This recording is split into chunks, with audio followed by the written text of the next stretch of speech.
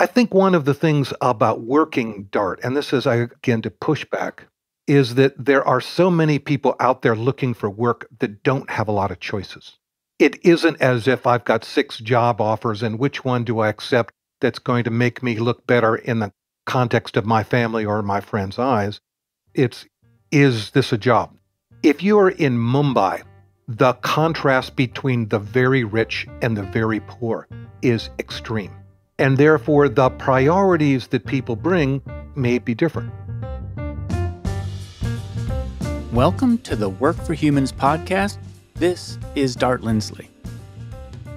From the layout of the supermarket to the colors and packaging of products, companies are constantly shaping and adapting to a mix of human nature and changing consumer trends. And the same goes for workplaces adapting to employees. Paco Underhill is one man who understands this concept. He spent his life and career observing the world around him, living across continents and working in 50 countries as a researcher, speaker, and expert on consumer behavior. Paco uses observational research to tailor retail environments to customers, working with clients like Microsoft, McDonald's, Adidas, and Estee Lauder. His New York Times bestseller, Why We Buy, has been translated into 27 languages and deemed a guide to consumer behavior for over 2 decades. In this episode, Paco and I talk about his books and the observational research behind retail and consumer behavior, as well as how to apply it to the workplace.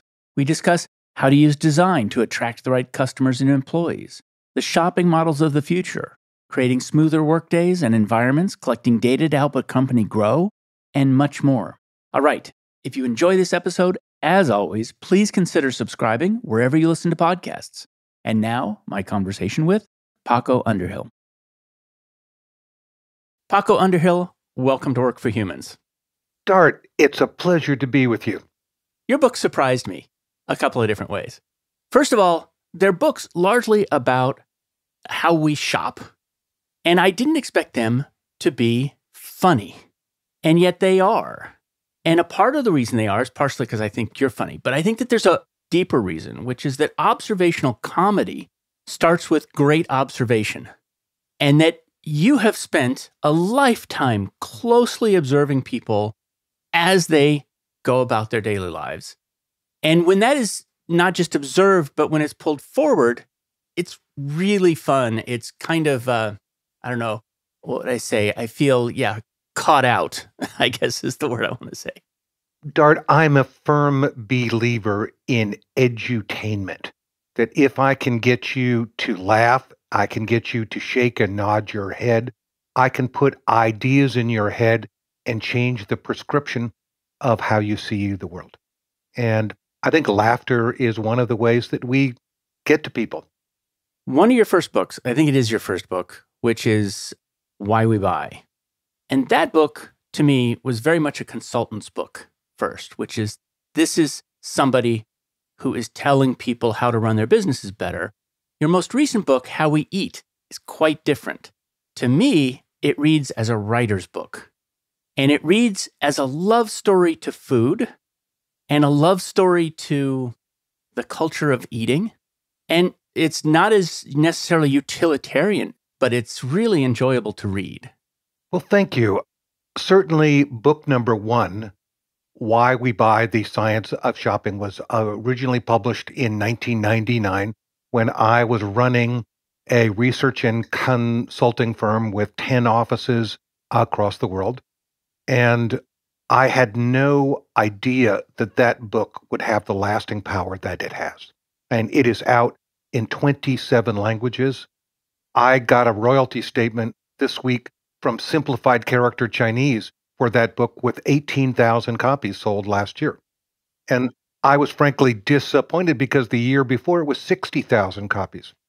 But the book has been rewritten and updated, and for better or for worse, I think the industry views it as a classic, which is, I'm pleased and flattered by it. The latest book, I have to admit, when COVID hit, that manuscript was about 60% done. And I looked at myself in the mirror and said, isn't it time, rather than writing for a business audience, that you wrote for a popular audience? And that you wrote a book that was going to, in a way, atone for all of the money that you got from Coke and Pepsi. The premise being here is that if you understand the food chain and you understand the supply chain, you can make healthier choices.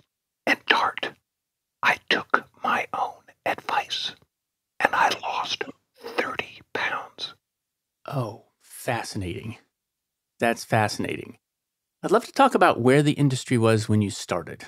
And by the industry, I guess I mean the retail industry. Okay. Let me back up and just sort of set the stage here, okay? About 40 years ago, I was a poor part-time adjunct instructor in a doctoral program in environmental psychology, or the effect that space has on people's behavior. And I came up with a way of using observers and motion picture camera back then, Super 8, to be able to look at interior spaces. And they had been used to look at streetscapes and transportation studies of, buses, but nobody had been able to modify the system to look at how retail worked. And I had no background in retail. I had never taken a marketing course. I'd never taken a business course. And I started knocking on doors. And one of my first clients was Citibank, where we were looking in 1977 at the first installation of ATMs. Here was a technology put in the context of a bank. And the bank's original premise here was this is going to help us get out of retail. And part of what they found is that the ATM created a popularity or a functionality that attracted retail customers. They were also shocked that the first adapters to the ATM were young working women. And part of what this did is it opened up a world for me. All of a sudden, I realized one of the great things about doing observational research work is that there are things about it that are really technical, meaning that I can run a program or a study and be able to go back to a merchant and go, here are 5 things that you can do tomorrow. And those 5 things set up what I'm going to suggest for next week or next month or next year because they're real and you can see the results. And one of the things that's fun about my job now is I can walk into virtually any retail store and often make some minor adjustments. And the store staff or the store manager can see the results within an hour. And that's, simple things about, how we deal with visual merchandising. Our basket's on the wrong side. Could I move them from the left side to the right side? Just simple stuff. The other context here, which I think for your listeners is important, is I grew up with a terrible stutter. And I still have it, you can probably hear it. But as the son of a diplomat, where we moved every 18 months around the world, I had to rely on my eyes to be able to understand where I was and what the rules are. And people pointed out that I took a coping mechanism to a handicap and turned it into a profession. It's very interesting. It makes a lot of sense to me that somebody who grew up very internationally, and I know you traveled a lot with your father, and to radically different places, right? Where were the couple of places that you lived before you went to boarding school? We lived in Jakarta. We lived in Medan in Sumatra. We lived in Warsaw. We lived in Kuala Lumpur. It was a variety of places. Yep. It's a great foundation for recognizing that patterns of behavior are not human nature in every case, that they may be contextual, that they may be cultural, that they may be something else. I think that's very, very true. I think part of what has been very interesting is that Why We Buy, that first book, is about what are the biological constants? What are the things that don't change? 90% of us are right-handed. Our eyes age in the same way. There is an ergonometric ratio here that maybe varies somewhat between my being 6'4" and my wife being 5'3", but we're within the same context. But one of the things that I love about retail, and I love about the commercial shopping world, is that it is often a reflection of the changes in us. Meaning that what made a good store or what makes a good website in 2000 versus 2010 versus 2023 are different, and they're a reflection of the evolution of us. Let's talk about the map of a grocery store, the layout of a grocery store. It's a nice combination of how we buy, of why we buy and how we eat. And it's something we all know. And one of the things you point out in Why We Buy is that we only have two hands. You walk into the store, you don't pick up a basket. Now you've got 5 things in your left hand. One of them's milk. It's cold. It's heavy. And you're struggling, and you'd like to buy that other thing, but you're just going to give up because there's no baskets. My relationship with grocery stores is almost a little bit adversarial, which is I feel that they have become sort of a topography of margin. Well, I think there are a number of things that the modern grocery store was invented in the 1930s, okay? And this was at the opening of a grocery store being self-service, meaning that you got to pick out rather than walk in and go, I'd like to buy this, and somebody goes and gets it for you. If you think of the old street market where you came up to a street vendor selling vegetables, you weren't allowed to touch the vegetables. You told him what you wanted, and they assembled it for you. But if you think of it, the grocery store of the 1930s, one, was designed for the technology of the 1930s, meaning that the refrigerated cases generally had to be against the wall, okay? Because I didn't have power in the middle of the store. I may have lights, but I didn't have power. I designed the store to keep you as long as possible. And that was, if you walk into a grocery store now, even today, generally the fixture farthest away from the front door is the dairy fixture. And yet dairy is virtually on everybody's list. Everybody wants milk. The store isn't organized by meal groups. It's organized based on categories. So it isn't as if there's a breakfast section where bananas, yogurt, and Kellogg's cornflakes are all in the same place. They're in separate parts of the store. And I think this is one of the issues that we're facing, is that in the 21st century, people walk in with a clock ticking inside their heads, and they are anxious to be able to get in and get out because so many of us are multitasking. And one of the things about the layout of a grocery store is, yes, it works better with a counterclockwise circulation pattern. I push my basket with my left hand, I pick up with my right. Sorry, lefties, but anyway, that's the general premise. And if there's a significant number of people who, in the quest to get in and out quickly, don't pick up a basket, and if you merchandise basket in different parts of the store, they'll go pick one up rather than at the doorway in the wine section where they see the Chardonnay is on sale here, and maybe I shouldn't get just one bottle, maybe I should get 3. Those are all just contextual things. I think the other thing, Dart, which is poignant, is that the cutting edge of grocery store design left North America a long time ago. Meaning that if you go to other parts of the world, people have come to the US, they've looked at a Kroger, they've looked at an Asda, they've looked at a Metro in Germany, and they've gone back to Brazil or South Africa or China or Thailand, and they've reinvented the grocery store. And the cutting edge of grocery design is in other parts of the world. When is it going to catch up with us here? I think that's a very good question. What does that look like? Well, some of it is organizing by meal groups. Some of it is pairing things so that you go into a vegetable section and there's a pairing of vegetables that go into a salad rather than have lettuce over here and peppers over there.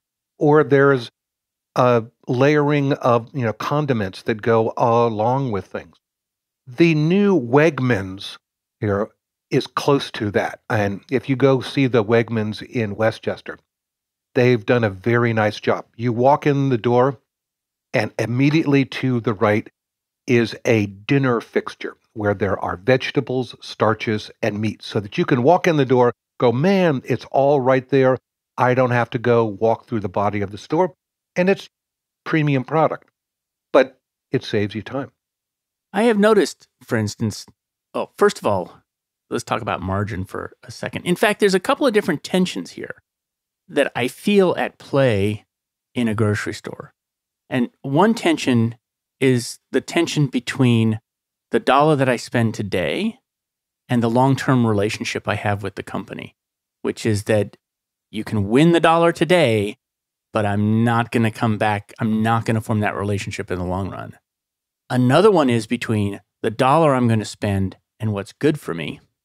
And another one is the dollar I'm going to spend and what's good for the environment. And all of those things are at push and pull. And the incentive structure for the actual grocery store might not align with any of the things that I care about most, but they might. And so how do companies balance that and recognize it?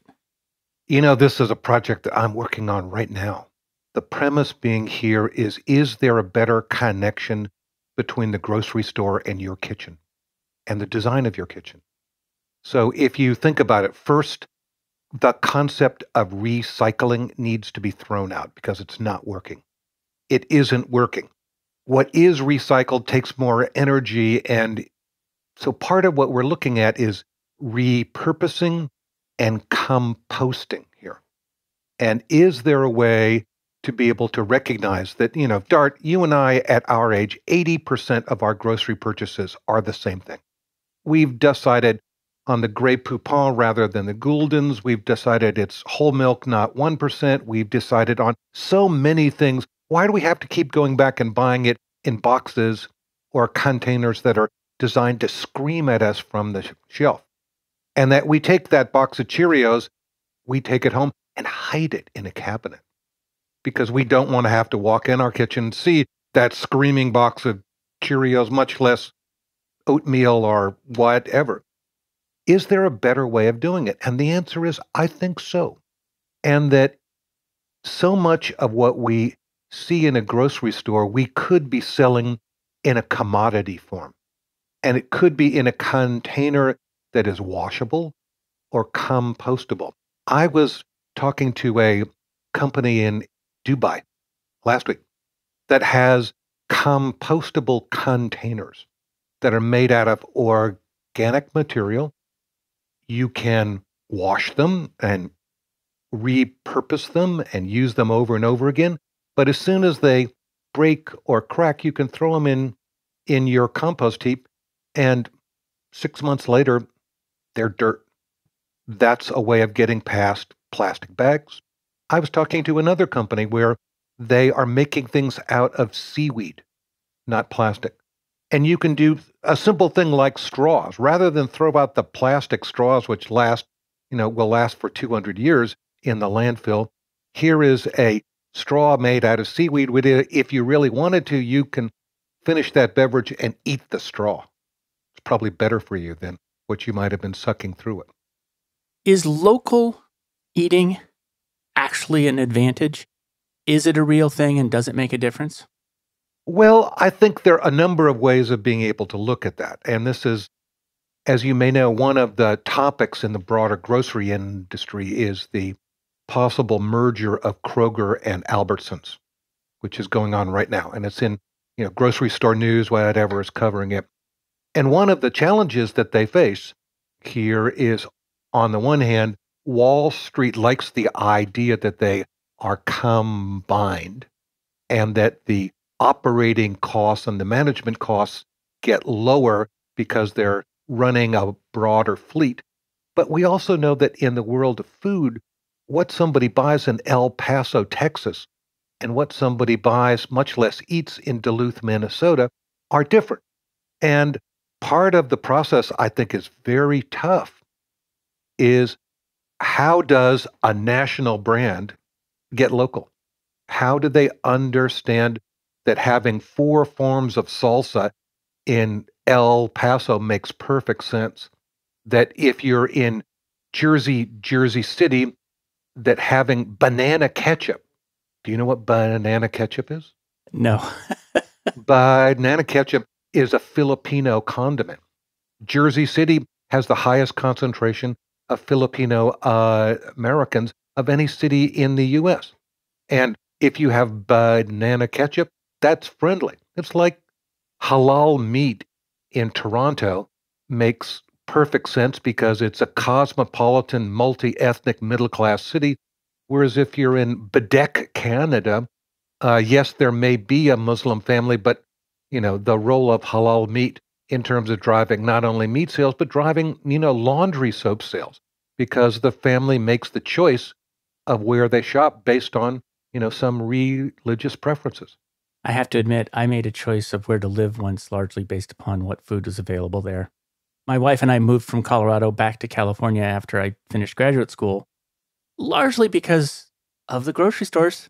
I'm going to tell you, they were our grocery stores. They had our stuff in them. I want to start bringing this to work, to this question to work. And this is where this is going to get interesting, even more interesting. As you know, I'm going down the path of exploring work as a product that people buy. And the word product I use over broadly. It's really an offering. Sometimes it's a product, sometimes it's an experience, sometimes it's a service, sometimes it's a transformation, sometimes it's a relationship. The truth is, we don't have a very good language to talk about something that can be all of those things at the same time. So sometimes we say offering. And it's something that companies provide to the people who work there.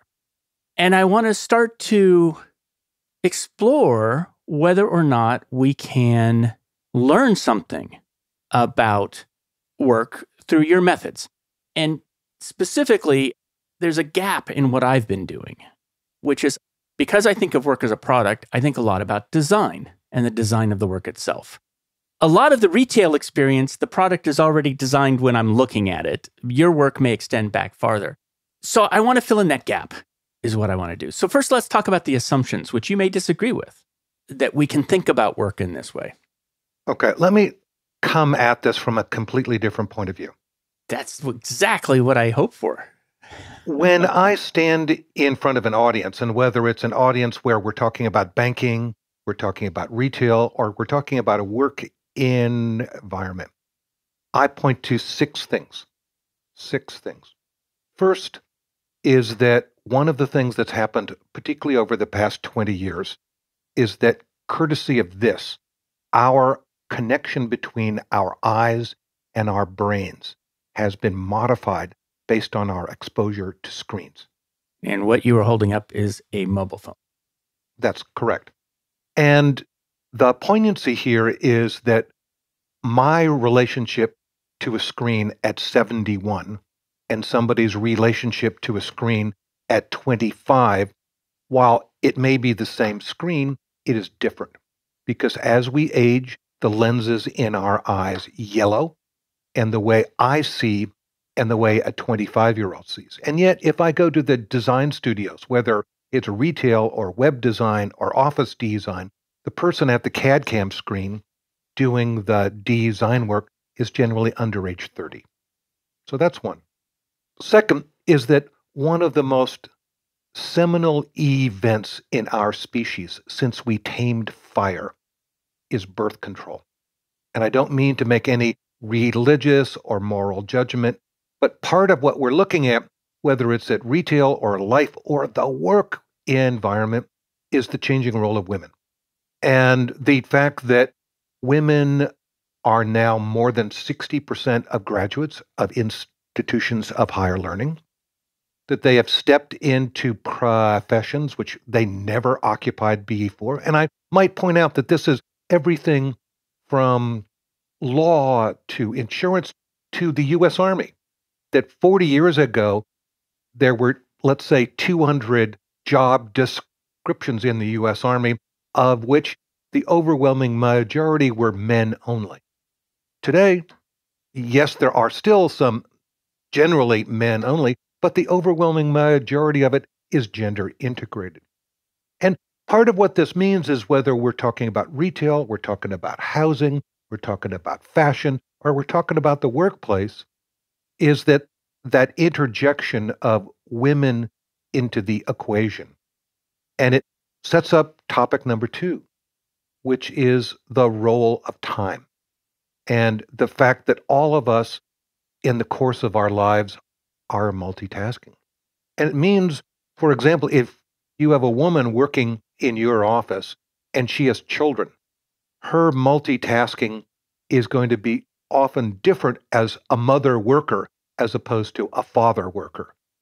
Whether it's how she deals with the phone, the fact that she has to call the school, a bunch of different things there, which I think are really interesting, which is multitasking and time. Next one is what is global and what is local. And that is, again, that the way someone works in Silicon Valley and the way someone works in East St. Louis is different. One of the things that makes me comic here is that so much of the evolution of online shopping is Silicon Valley geeks designing programs for Silicon Valley geeks. Meaning that if in New York City you live in Harlem or you live in Brooklyn, getting online deliveries at your home is a lot more difficult than if you're living in Santa Monica or Santa Cruz. It's just different. And that prospect isn't just about what we buy, but it's about how we buy it and what the role of the process is.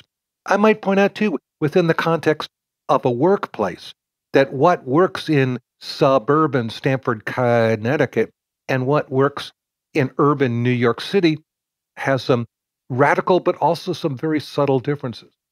One of the people I'm going to talk to later this week is Gregory Warner, who is an NPR podcaster. He reports on topics by going around the world and getting the world's perspective on stuff. He follows studies into other cultures and then looks back at them. Really interesting show. But one of the things that he did is he did a series on work.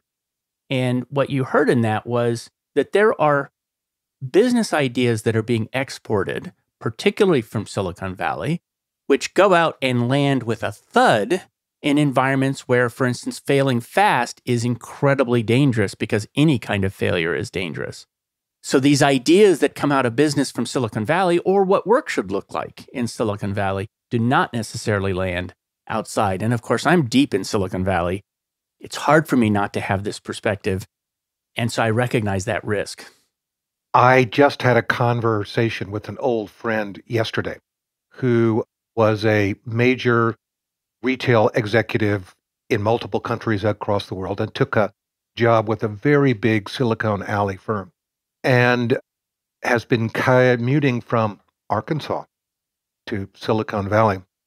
He talked about the fact that there is no loyalty, that one of the things that made his early career enjoyable is the team and the fact that people would get together, go do things together, go watch, look, see, interact, care for each other in a way that if you work remotely, you just don't have that connection with the other members of your team. He also pointed out within the context of the office that he had issues with privacy, had issues with, where's the phone booth? Where's the place where I can call my autistic son and be able to have a conversation with him and not feel guilty or think that other people are overhearing the special language that we have evolved with, a troubled 14-year-old. These are some of the issues in terms of what Silicon Valley versus the rest of the world are. And that reality check, I think, is a very important one. Okay, so we've gone through changing demographics, including the change of the role of women in the workplace. We've got the time. We've got global versus local. That's 3. We also have the changing role of money. Up until the mid-1990s, global wealth was often in the hands of an aristocracy. And today, the overwhelming majority of global wealth is in the hands of people who earned it in the course of their own lifetimes. And whether you're Mukesh Ambani in Mumbai, or your Jack Ma, or your Carlos Slim in Mexico City, money has lost its peaches and cream complexion. This is data that I have not heard, because we hear a lot about the income disparities. That's not the same thing as saying whether wealth is inherited or not. So I'm kind of unpacking it, which is that even though there may be income disparities, it's earned in our lifetime. It's earned in our life. I mean, one of the ironies of Silicon Valley is that you can have somebody that has $100 million yacht and is still buying their clothes from the Land's End catalog. Yes. The next issue here is generational. And I think this is, again, one of the things that is very interesting in my profession, that when I stepped off into the world of commercial research, the primary difference was between men and women. Men were hunters, women were gatherers, you had various things. Today, while there still is a gender difference, it's gotten a lot fuzzier, but also the difference between how somebody consumes at age 25 and the way someone consumes at age 55 is just different. And some of those differences have gotten eminently more acute. And they're reflected in the context of the store, but they're also reflected, I think, also in the context of the office environment. Yeah, I agree. For one thing, people's risk profiles change a great deal during the course of their lives. There's this moment when you have kids for the first time, if you have kids, and all of a sudden, work takes on a role of, it's not just keeping food on my table anymore. It's keeping food on my kids' table, and that completely changes your risk profile. It changes what you shop for in terms of work. I think that's true. I thought it was very, in the interests of candor, when I started my market research firm, so much of the work that we did was on weekends. Meaning that if you're going to study shopping, shopping is, Friday, Saturday, Sunday. And part of what that meant is that my field workers generally had to be people who were willing not to be there for their children's, soccer games on a Saturday. And I had lots of staff who I would say, when you get married, when you have children, tell me, and I will help you get another job, maybe with one of our clients. And that was a very successful, I think, human resource issue for us, because it meant that there were, over the course of 30 years, a remarkable number of our clients employ former employees of ours, from the beauty companies to retail to consumer packaged goods companies. That worked out really, really well for us. I've seen that pattern. I've worked with consultants who, at the company Sapient, which had a lot of anthropologists and ethnographic researchers, but I saw them as they had kids settle into either academic positions or into companies like Microsoft or something else. For us, it was, rather than have somebody walk into the office and say, "Sorry, Paco, I'm leaving," it was somebody coming in, Paco, and going, "It's time for me to move on. Can you help?" If I was setting out as a company to design, I'm going to mess this up, because I'm trying to put it into the language that somebody would ask you a question in, which is, I'm designing it's the shopping experience, but it's more than just the shopping experience of work, which you might consider looking for a job. And that's one part of it. I'm not dismissing that, but I think that there's the moment inside a company where you are actually experiencing that product. It's more of a subscription model. So let me ask the first question, which is, are there different things you have to think about when you are working in a subscription business? Tell me what you mean by a subscription business. So by a subscription business, it's something where you make an initial purchase and there is an initial buying decision, but that buying decision then becomes a monthly payment that you're going to make, and that you're going to have that continuing. And the way that I've heard that described as a sales motion is that it's a land and expand structure, which is, I sell you something cheap, I'm going to expand it over time. Okay, got it. I think there are a couple of things here. First is part of what that gets at is the fact that our cyber world and our physical world no longer have a hard line between them. Okay. I just published a column in the Robin Report, the Goldman Sachs newsletter talking about shoes. And one of the things I talked about as a male animal is I discovered Merrells. And the first pair of Merrells that I bought in a shoe store. I got to try them on. I loved the fact that there was a crossover between I could wear them and walk 10 miles, or I could wear them on stage, and they were crossover hits.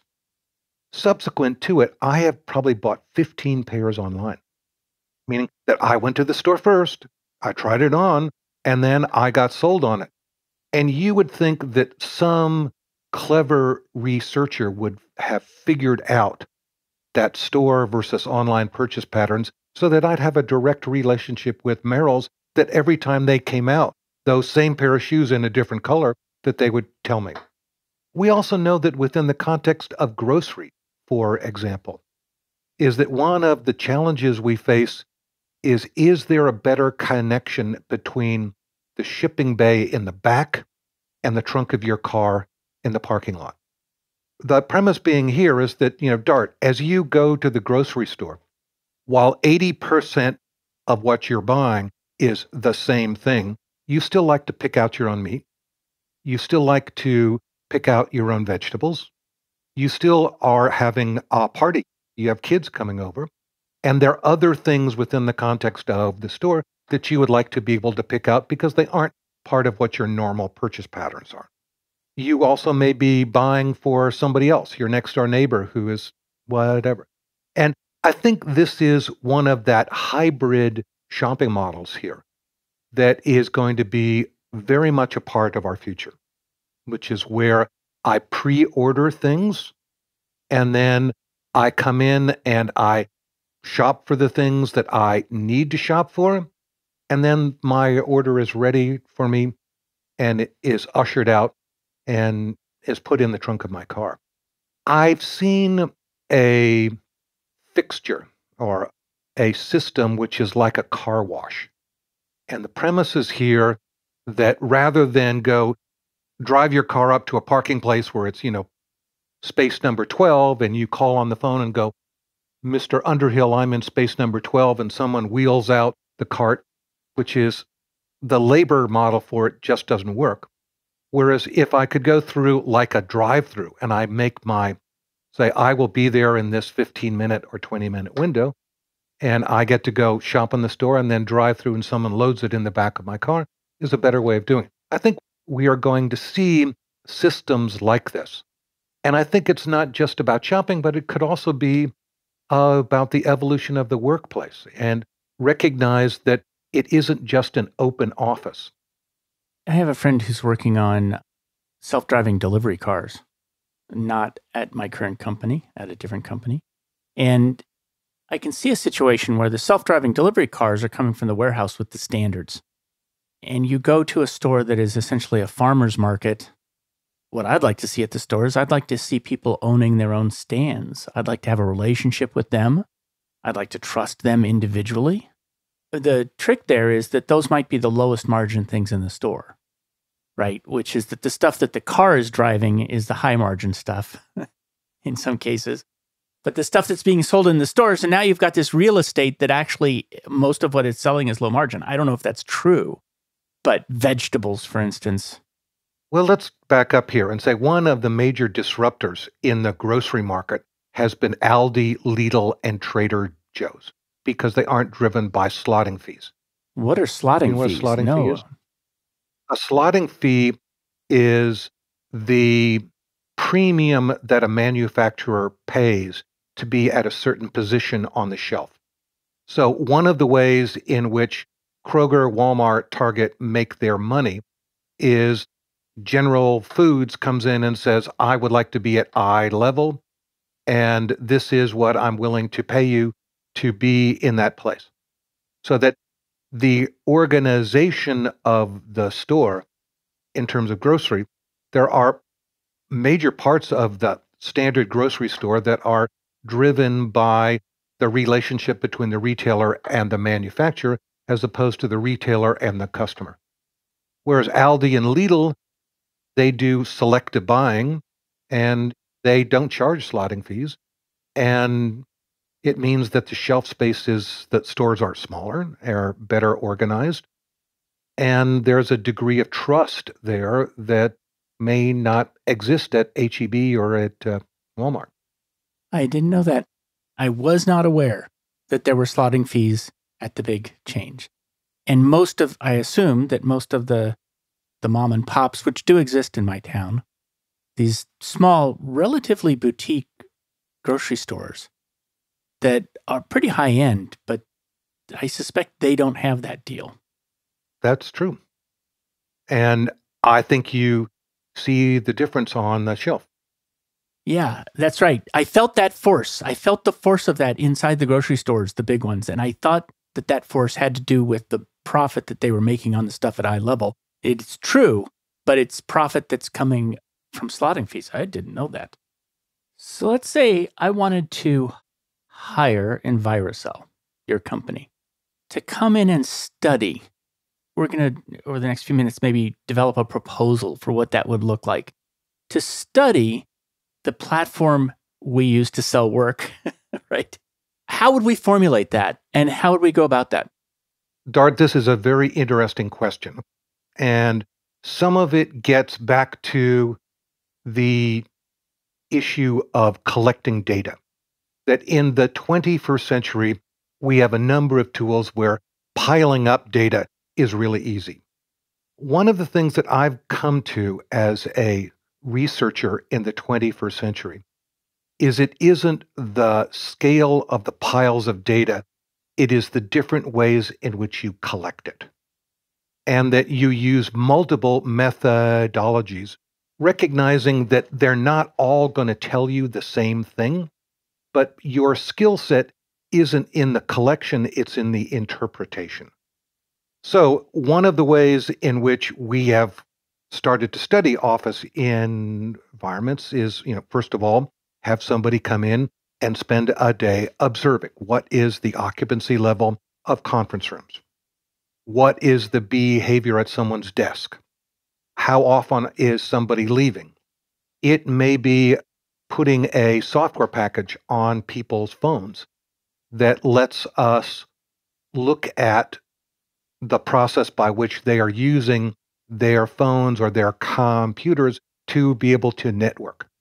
And part of what this does is get beyond clickstream to look at what are the things that we would like somebody to do that they're not doing, and why isn't that happening? We've also run some very interesting studies in the workplace using eye tracking systems, where we ask somebody to wear a pair of glasses. And that glasses looks at where somebody focuses. So as somebody walks in the office, what are they looking at? And where are the communication devices?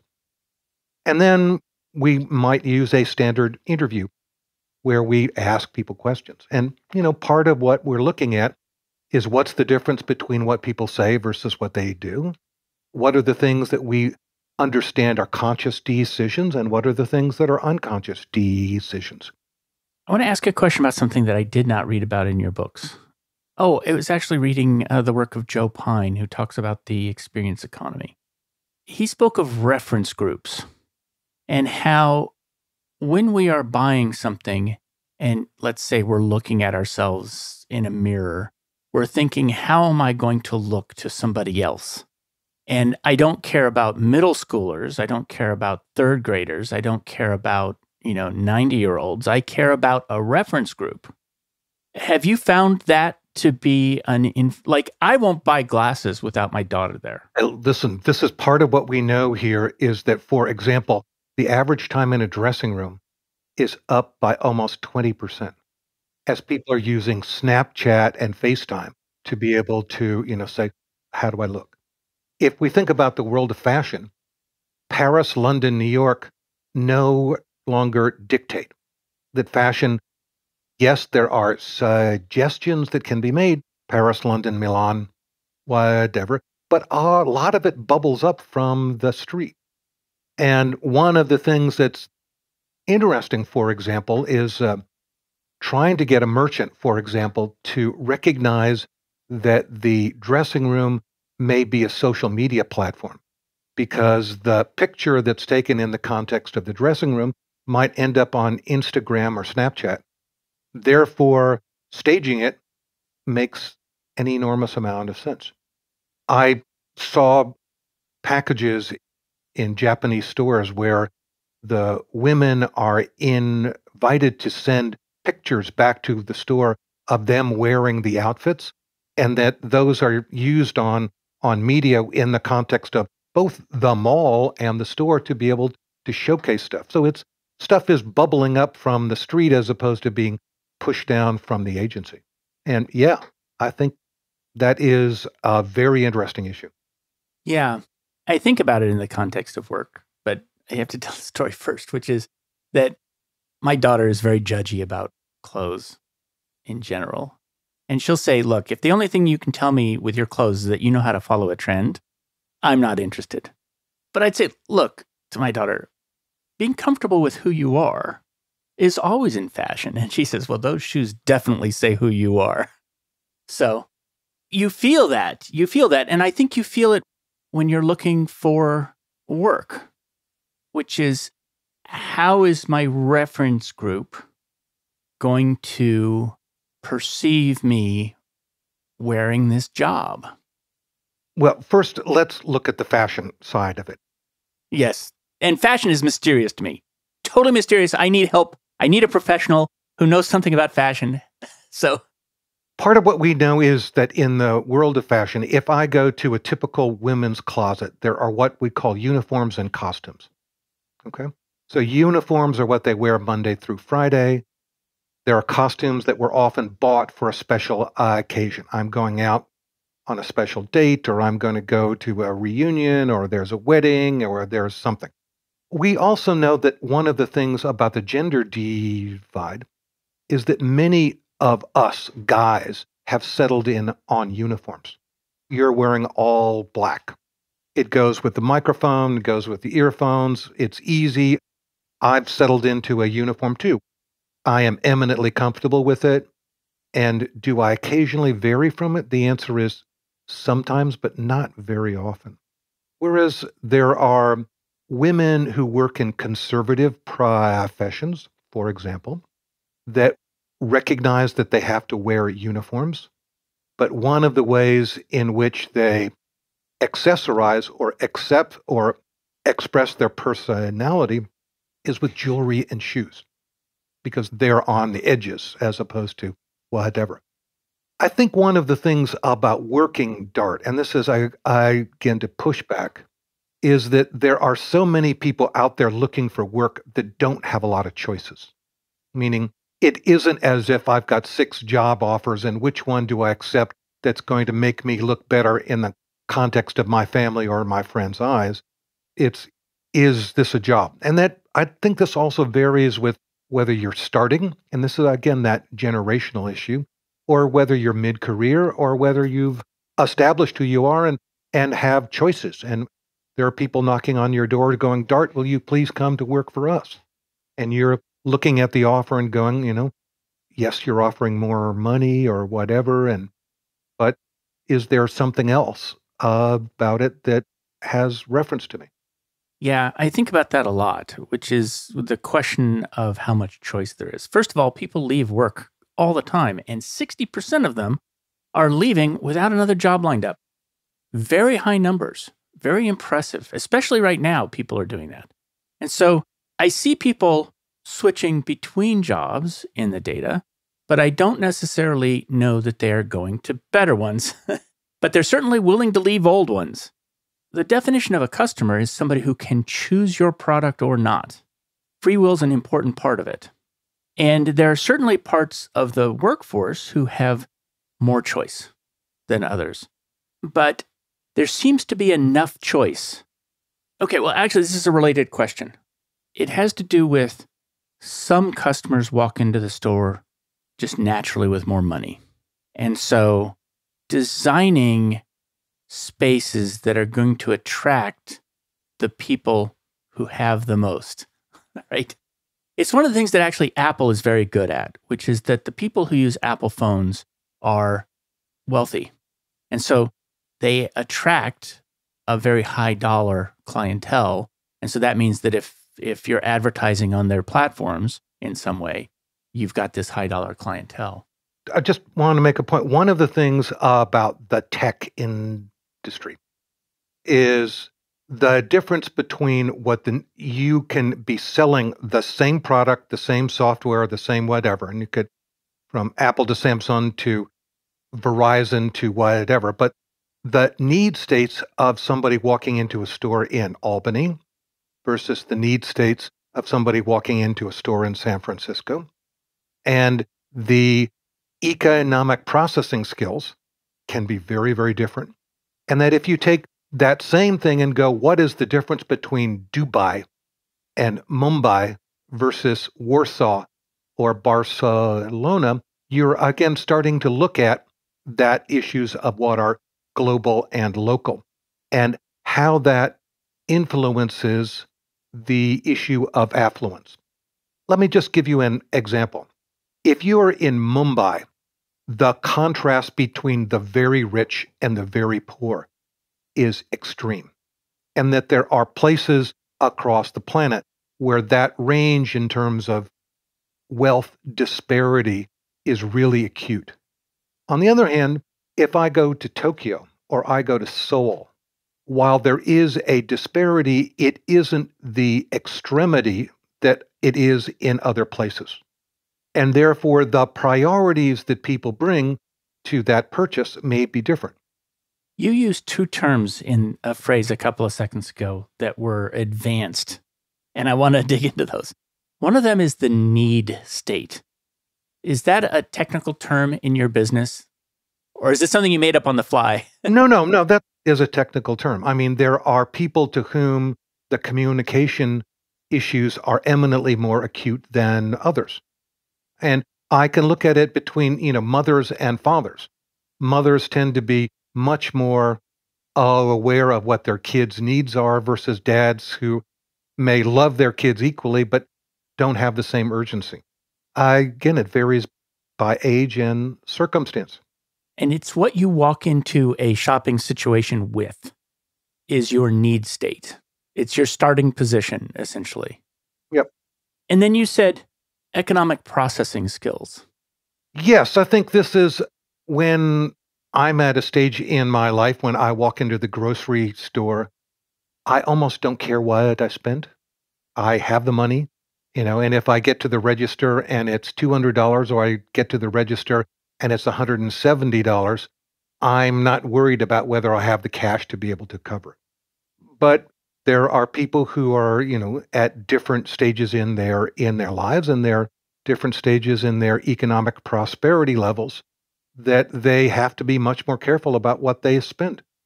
You mentioned in one of the books that college-educated folks read labels. I'm curious, since your economic processing skills are higher, I guess, do you switch over to looking at labels as opposed to price tags? Well, I think there are a series of different issues that affect that. And one of the things that if you come to my house, there are a lot of things that are Kirkland products. Because I go to Costco, I've read my Consumer Reports magazine. It is not only cheaper, but the quality level is high. And that there, everything that I can buy as a Kirkland product that's on my shopping list, I will consider. And yet, one of the things that frustrates me is that there isn't a Kirkland section within the context of the Costco store where all of the store brand products are in the same place. I was at a Spanish supermarket a while ago, and there was a consolidation of all of the Carrefour products all in one place that was labeled as a budget, but was also as a smart shopper. I think this is one of the issues in the evolution of shopping, which is that there are many of us that may shop at Macy's or at Lord & Taylor's or at Nordstrom's, but we're also shopping at Target. And there's a mix of things in our drawers because they're often being able to buy that cheaper product isn't about being budgetary, it's about being smarter. That's interesting. So we're getting close to the close, and I have several routine closing questions. What job do you hire your job to do for you? Your work or your clients hire you to do something for them. What are you hiring your work to do for you? One of the things that I recognize is that I still see things from my point of view, and there are other points of view. And one of the things I treasure is the moments where I could listen. And in that course of listening, it helps gain perspective for me. And it also gives me a sense of modesty because I realize that there's some things that I see that aren't completely accurate. I think one of the other things, Dart, which I think has been very interesting, and I share it, is that I try to exist and see things in today's eyes versus eyes that are 20 years old. And that I'm trying to be more accepting of the person that I am now versus the person that I was 20 years ago in the height of my career. Does a career of observing the world with open eyes change you? Yes, I think it means that my processing skills, particularly at a distance, I think are really good. But it's been the recognition that often my processing skills close up are not as well tuned as they are at that distance. And being an observer that travels the world, yes, there are some things I can figure out really quickly, and there's some things I have to acknowledge that I'm not so good at. And what does your work cost you? Well, there was a long period of my life where I spent 120 to 150 nights a year on the road.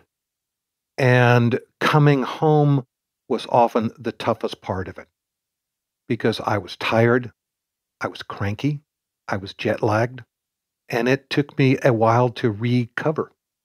And I think there were people in my personal life that, suffered for it. Yeah. It's one of the things that I actually hear very often in relation to that particular question, which is that it's hard to be very successful. You've done a wonderful job, by the way, of keeping your work a 16-minute walk from your house when you're home, right? You've done a really good job, I think, of actually crafting an environment in which you can work that is quite local. On the other hand, a lot of travel. When I'm in New York City, and when I commuted to the job that I have left here, yes, it was a 16-minute walk each way, and there was a Turkish vegetable merchant who I would see almost every day on my way home. And I would look at him and I'd say, merhaba. And he would ask me what I was making for dinner tonight and would pick out the vegetables for me to cook. As opposed to some of those people in Silicon Valley that have to drive, as opposed to walk home and walk to work. I really enjoyed walking to work and walking home. Yeah, my round trip is 3 hours on a bus with Wi-Fi, but it's still a 3-hour loop when I do it anymore. Where can people learn more about you and your work? Well, they can read my books or they can go to my website, pacounderhill.com. Fantastic. Thank you very much for coming on the show. Dart, it has been my pleasure here. Thank you for reaching out to me, and this has been a very enjoyable morning. Thank you. Thanks for joining me for another episode of Work for Humans. If you enjoyed this episode, please give us a 5-star rating wherever you listen to podcasts. And share the show with one person you think would get value from it. Believe it or not, this really helps us grow the show and reach more people who want to build the kind of work that people really want. As always, thank you to my producer, Jason Ames at Ninth Path Audio for his insights into content and his high standard for quality. Final note, the opinions shared here are my own and not the views of Google or Cisco Systems. Thanks again for listening. See you next time.